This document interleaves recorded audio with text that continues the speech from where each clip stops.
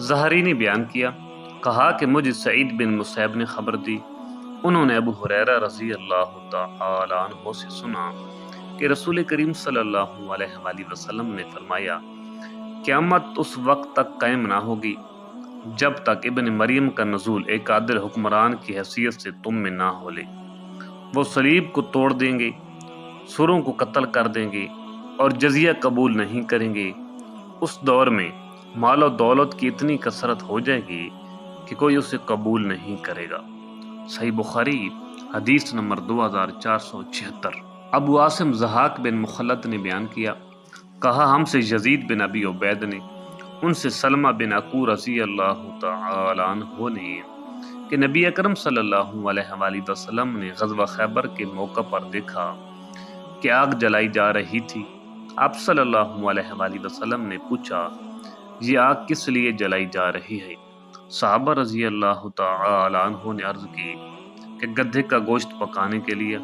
حضرت صلی اللہ علیہ وآلہ وسلم نے فرمایا کہ برتن جس میں گدھے کا گوشت ہو توڑ دو اور گوشت پھینک دو۔ اس پر صحابہ بولے، ایسا کیوں نہ کر لیں کہ گوشت تو پھینک دیں اور برتن دھو لیں؟ آپ نے فرمایا کہ برتن دھو لو۔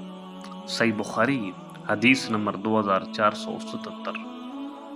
عبداللہ بن مسعود رضی اللہ تعالی عنہ نے بیان کیا کہ نبی کریم صلی اللہ علیہ وآلہ وسلم فتح مکہ دن جب مکہ میں داخل ہوئے تو خانہ کعبہ کے چاروں طرف 360 بت تھے۔ آپ صلی اللہ علیہ وآلہ وسلم کے ہاتھ میں ایک چھڑی تھی جس سے آپ ان بتوں پر مارنے لگے اور فرمانے لگے کہ حق آ گیا اور باطل مٹ گیا۔ صحیح بخاری حدیث نمبر 2478۔ انس بن عیاض نے بیان کیا، ان سے عبید اللہ عمری نے، ان سے عبد الرحمن بن قاسم نے، ان سے ان کے والد قاسم نے اور ان سے عائشہ رضی اللہ تعالی عنہا نے کہ انہوں نے اپنے حجرے کے سائبان پر ایک پردہ لٹکا دیا تھا جس میں تصویریں بنی ہوئی تھی۔ نبی کریم صلی اللہ علیہ وآلہ وسلم نے فرمایا، جب دیکھا تو اسے اتار کر پھاڑ ڈالا۔ عائشہ رضی اللہ تعالی عنہا نے بیان کیا کہ پھر میں نے اس پردے سے 2 گدے بنا ڈالے۔ وہ دونوں گدے گھر میں رہتے تھے اور نبی اکرم صلی اللہ علیہ وآلہ وسلم ان پر بیٹھا کرتے تھے۔ صحیح بخاری حدیث نمبر 2479۔ ابو الاسود نے بیان کیا، ان سے اکرمہ نے، ان سے عبداللہ بن عمر رضی اللہ تعالی عنہ نے بیان کیا کہ میں نے رسول کریم صلی اللہ علیہ وآلہ وسلم سے سنا، آپ صلی اللہ علیہ وآلہ وسلم نے فرمایا کہ جو شخص اپنے مال کی حفاظت کرتے ہوئے قتل کر دیا گیا وہ شہید ہے۔ صحیح بخاری حدیث نمبر 2480۔ یحییٰ بن سعید قطان نے بیان کیا، ان سے حمید نے اور ان سے انس رضی اللہ تعالی عنہ نے کہ نبی کریم صلی اللہ علیہ وآلہ وسلم ازواج مطہرات میں سے کسی ایک کے یہاں تشریف رکھتے تھے۔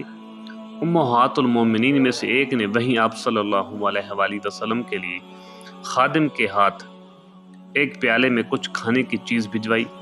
انہوں نے ایک ہاتھ اس پیالے پر مارا اور پیالہ گر کر ٹوٹ گیا۔ آپ نے پیالے کو جوڑا اور جو کھانے کی چیز تھی اسے اس میں دوبارہ رکھ کر صحابہ سے فرمایا کہ کھاؤ۔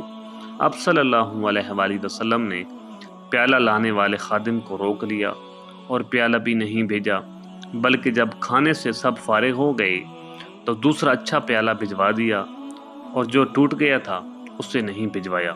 صحیح بخاری حدیث نمبر 2481۔ جریج بن حازم نے بیان کیا، ان سے محمد بن سیرین نے اور ان سے ابو ہریرہ رضی اللہ تعالی عنہ نے کہ نبی کریم صلی اللہ علیہ وآلہ وسلم نے فرمایا، بنی اسرائیل میں ایک صاحب تھے جس کا نام جریج تھا۔ وہ نماز پڑھ رہے تھے کہ ان کی والدہ آئیں اور انہیں پکارا۔